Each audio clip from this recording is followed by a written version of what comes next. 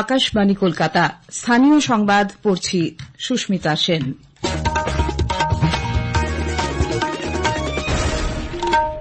বিশেষ বিশেষ খবর হল, লাগাতার বৃষ্টির জেরে উত্তরবঙ্গের নদীগুলির জলস্ফীতি ও ভূমিধস উদ্বেগ বাড়িয়েছে।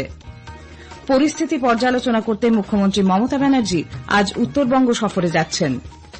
রাজ্য জুড়ে বন্যা ও ভূমিধসের আবহে প্রস্তাবিত ঘাটাল মাস্টার প্ল্যান রূপায়ণের লক্ষ্যে রাজ্য সরকার গতকাল বৈঠক করেছে। সাগর দত্ত মেডিকেল কলেজে উদ্ভূত পরিস্থিতির প্রেক্ষিতে জুনিয়র ডক্টরস ফোরাম আগামীকাল থেকে ফের পূর্ণ কর্মবিরতির পথে। প্রধানমন্ত্রী নরেন্দ্র মোদী আজ আকাশবাণীতে মন কি বাত অনুষ্ঠানে তাঁর চিন্তাভাবনা দেশ বিদেশের মানুষের সঙ্গে ভাগ করে নেবেন। বেঙ্গালুরুর কান্তিরাভা স্টেডিয়ামে আইএসএল ফুটবলে বেঙ্গালুরু এফসি ৩-০ গোলে মোহনবাগান সুপার জায়ান্টকে হারিয়ে দিয়েছে। আসছি বিস্তারিত খবরে। দক্ষিণবঙ্গের বিস্তীর্ণ এলাকায় বন্যা পরিস্থিতির মধ্যেই লাগাতার বৃষ্টির জেরে উত্তরবঙ্গের নদীগুলির জলস্ফীতি উদ্বেগ বাড়িয়েছে। দক্ষিণবঙ্গে আবহাওয়ার উন্নতি হলেও ডিভিসি বিভিন্ন জলাধার থেকে জল ছাড়া অব্যাহত রেখেছে। ফলে পূর্ব মেদিনীপুর, হাওড়া, হুগলি, পূর্ব বর্ধমানের বন্যা কবলিত ব্লকগুলিতে মানুষের দুর্দশা চলছেই। এদিকে উত্তরবঙ্গের পার্বত্য এলাকায় টানা বৃষ্টির জেরে তিস্তাসহ বিভিন্ন নদীর জল বেড়েছে। সিকিমেও লাগাতার বর্ষণ চলছে। জল বাড়তে শুরু করায় শুক্রবার রাত থেকে দফায় দফায় তিস্তা ব্যারাজ থেকে জল ছাড়া হয়। নিচু এলাকা এবং নদীপাড়ের বাসিন্দাদের মাইকিং করে সতর্ক করেছে প্রশাসন। পরিস্থিতি খতিয়ে দেখছেন প্রশাসনের আধিকারিকরা। অন্যদিকে পাহাড়ে ভারী বৃষ্টির জেরে ডুয়ার্সের বিভিন্ন নদী এবং ঝোড়াগুলিতে জলের স্রোত বাড়ছে। তার জেরে হড়পা বানের আশঙ্কা তৈরি হয়েছে। কালীঝোড়ায় ধস নামায় ১০ নম্বর জাতীয় সড়কের একাংশ তিস্তাগর্ভে তলিয়ে যায়। বন্ধ রয়েছে ১০ নম্বর জাতীয় সড়ক ধরে যান চলাচল। কালীঝোড়া এলাকায় রাস্তা সংলগ্ন পাহাড় কেটে সংস্কারের কাজ শুরু করা হয়েছে। বন্যা ও ভূমিধসে বিধ্বস্ত উত্তরবঙ্গের পরিস্থিতি সরেজমিনে খতিয়ে দেখতে মুখ্যমন্ত্রী মমতা ব্যানার্জি আজ সেখানে যাচ্ছেন।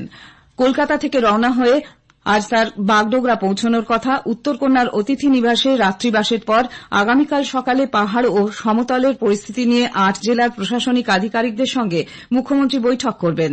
ওই দিনই কলকাতায় ফিরে বিকেলে তাঁর নবান্নে রাজ্য মন্ত্রিসভার বৈঠকে অংশ নেওয়ার কথা। মালদার ভূতনির দক্ষিণ চণ্ডীপুর গ্রাম পঞ্চায়েতের কাটাবাঁধ এলাকায় গতকাল নৌকোডুবির ঘটনায় এক মহিলা ও একটি শিশু নিখোঁজ। মানিকচকের বিধায়ক সাবিত্রী মিত্রকে উদ্ধৃত করে আমাদের জেলা সংবাদদাতা জানিয়েছেন, গতকাল নৌকো করে বেশ কয়েকজন মথুরাপুরের হাটে যাওয়ার সময় জলস্রোত বেশি থাকায় মাঝগঙ্গায় নৌকোটি ডুবে যায়। সরকারি মতে নৌকোয় ৫ জন আরোহী ছিল। বিপর্যয় মোকাবিলা বাহিনী ৩ জনকে উদ্ধার করলেও খোঁজ মেলেনি শিশুসহ এক মহিলার। বেসরকারি মতে অবশ্য নৌকোতে ১০ জনের মতো আরোহী ছিলেন। রাজ্য জুড়ে বন্যা আর ভূমিধসের আবহে পশ্চিম মেদিনীপুরের প্রস্তাবিত ঘাটাল মাস্টার প্ল্যান রূপায়ণের লক্ষ্যে রাজ্য সরকার বৈঠক করেছে। মুখ্য সচিব মনোজ পন্থের সভাপতিত্বে গতকাল নবান্নে আয়োজিত এই বৈঠকে স্থানীয় সাংসদ দীপক অধিকারী ছাড়াও সেচমন্ত্রী মানুষ ভূঁইয়া, সেচ ও অর্থ সচিব উপস্থিত ছিলেন।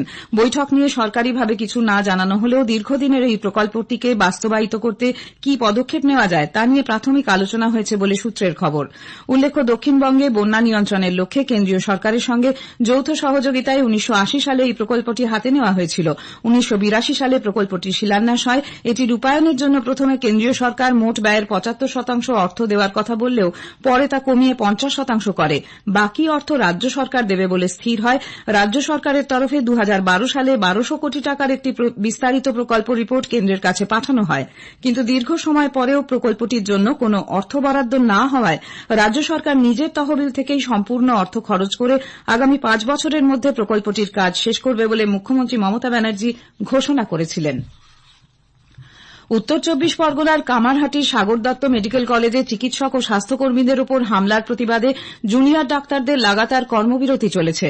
প্রশাসনের কাছে নিরাপত্তা সহ ১০ দফা দাবি তুলে ধরেছেন তারা। সেগুলি পূরণ না হওয়া পর্যন্ত কর্মবিরতি চালিয়ে যাওয়ার সিদ্ধান্ত হয়েছে। হাসপাতালের প্রিন্সিপালের ঘরে গতকাল বৈঠকে বসেন চিকিৎসকরা। সঙ্গে ছিলেন নার্সিং স্টাফেরাও। সেখানেই দাবি দাওয়া নিয়ে আলোচনা হয়।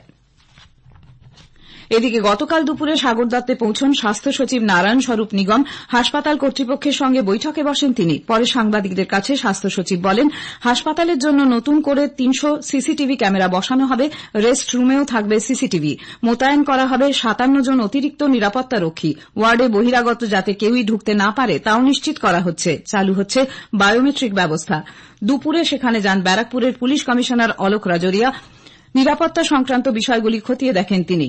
সাগর দত্ত মেডিকেল কলেজের এই ঘটনায় 4 জনকে গ্রেপ্তার করেছে পুলিশ। ধৃত ঈশ্বরলাল সাউ, প্রবীণ কুমার সাউ, সরোজ কুমার সাউ এবং বিকাশ সাউয়ের 4 দিনের পুলিশ হেফাজত হয়েছে। জুনিয়র ডাক্তারদের সংগঠন West Bengal junior doctors forum জানিয়েছে, আরজিকর কাণ্ডের প্রেক্ষিতে চিকিৎসক ও স্বাস্থ্যকর্মীদের যে নিরাপত্তার প্রতিশ্রুতি দেওয়া হয়েছিল সরকার তা পালন করেনি। এই পরিস্থিতিতে আগামীকাল অর্থাৎ সোমবার বিকেল 5টার পর থেকে তারা ফের পূর্ণ কর্মবিরতিতে যাবেন। গতকাল জুনিয়র চিকিৎসক সংগঠনের জিবি বৈঠকের পর এই ঘোষণা করেন ডাক্তার অনিকেত মাহাতো। উল্লেখ্য, আগামীকালই সুপ্রিম কোর্টে এই সংক্রান্ত মামলার শুনানি রয়েছে। জুনিয়র ডাক্তাররা জানিয়েছেন, আদালতে রাজ্য সরকার নিরাপত্তা নিয়ে কি প্রতিশ্রুতি দেয় সেদিকেও তাদের নজর থাকবে। এদিকে সাগর দত্ত হাসপাতালে চিকিৎসক নিগ্রহের প্রতিবাদে সোমবার বিকেল 5টা থেকে জুনিয়র ডাক্তাররা এই হাসপাতাল চত্বর থেকে ডানলপ মোড় পর্যন্ত মিছিলের ডাক দিয়েছেন। সুরক্ষার জায়গায় যদি না থাকে তাহলে আমরা কিভাবে কাজে ফিরতে পারি? তাহলে রাজ্য প্রশাসনের কাছে আমাদের যে দাবি থাকছে যে অতি দ্রুততার সাথে আপনাকে শেষ সময়সীমা আমরা বেঁধে দিচ্ছি সুপ্রিম কোর্টের হিয়ারিং এর টাইম, এবং সুপ্রিম কোর্ট আপনি কি প্রডিউস করছেন সেদিকেও আমাদের নজর থাকে। আমাদের যে অভাব অভিযোগ সেটাও আমরা সুপ্রিম কোর্টে রাখি। তাহলে একটা ফাইসালা যদি এর মধ্যে হয় ভালো, যদি না হয় হিয়ারিং এর পর থেকে আমরা সম্পূর্ণ কর্মবিরতি যাচ্ছি। আরজিকর হাসপাতালে তরুণী চিকিৎসকের নৃশংস হত্যার পরও রাজ্যের সরকারি মেডিকেল কলেজ হাসপাতালগুলিতে যেভাবে হামলা চলছে, ডাক্তার সংগঠনগুলির যুক্ত মঞ্চ joint platform of doctors West Bengal তার তীব্র নিন্দা করেছে। পাশাপাশি ওই ঘটনাগুলির জন্য ধিক্কারও জানানো হয়েছে। জেপিডির আহ্বায়ক ডাক্তার পূর্ণব্রত গুণ ও ডাক্তার হীরালাল কোনার গতকাল এক বিবৃতিতে বলেন, মেডিকেল কলেজ হাসপাতালগুলিতে এই ধরনের হামলার ঘটনায় দোষীদের অবিলম্বে গ্রেপ্তার করে মেডিকেয়ার 2009-এর আওতায় এনে বিচার করতে হবে। স্থানীয় সংবাদ শুনছেন আকাশবাণী কলকাতা কেন্দ্র থেকে। প্রধানমন্ত্রী নরেন্দ্র মোদী আজ আকাশবাণীতে মন কি বাত অনুষ্ঠানে তাঁর চিন্তাভাবনা দেশ বিদেশের মানুষের সঙ্গে ভাগ করে নেবেন। এটি হবে মাসিক এই বেতার অনুষ্ঠানের 114তম পর্ব। বেলা 11টা থেকে আকাশবাণী ও দূরদর্শনের সমস্ত চ্যানেলে শোনা যাবে প্রধানমন্ত্রীর মন কি বাত। এআইআর নিউজ ও ডিডি নিউজ এবং তথ্য ও সম্প্রচার মন্ত্রকের ইউটিউব চ্যানেল, এআইআর ওয়েবসাইট ও নিউজ অন এআইআর মোবাইল অ্যাপেও সরাসরি শুনতে পাবেন এই অনুষ্ঠান।